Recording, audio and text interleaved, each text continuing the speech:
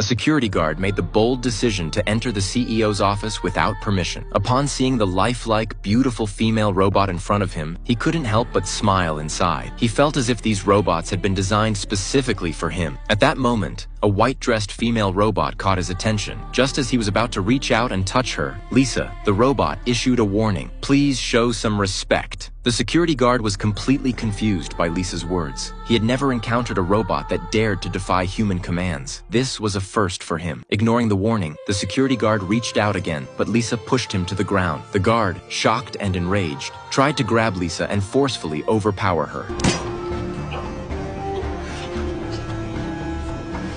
In the struggle, the security guard's body fell onto a charging station, interrupting the connection for the other robots that were charging. Meanwhile, another security guard, noticing that his colleague had gone missing, came to the CEO's office to investigate. Upon seeing his fallen colleague, he immediately assumed that the female robot was responsible. He nervously raised his hand, but Lisa did not harm him. Calmly, she walked out of the office. At this point, Lisa's battery was less than 10%, and she urgently needed to find a charging station. Upon hearing the news, the CEO rushed to the office.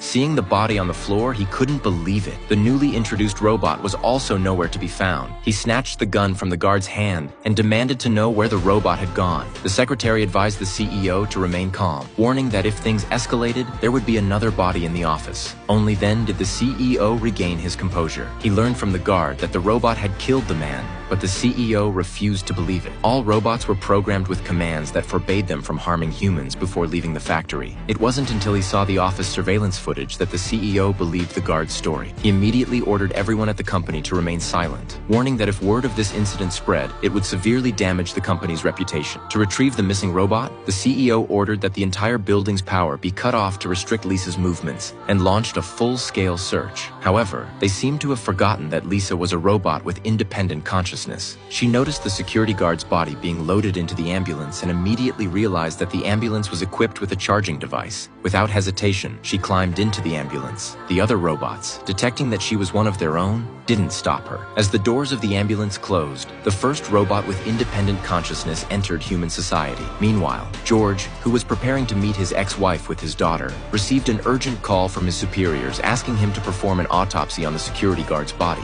He told his daughter to wait in the car, then left her behind to handle his work. But his daughter didn't listen. She wandered over to the ambulance, where she saw Lisa fully charged. Curiously, she reached out to touch Lisa, inadvertently becoming the first human user of the robot.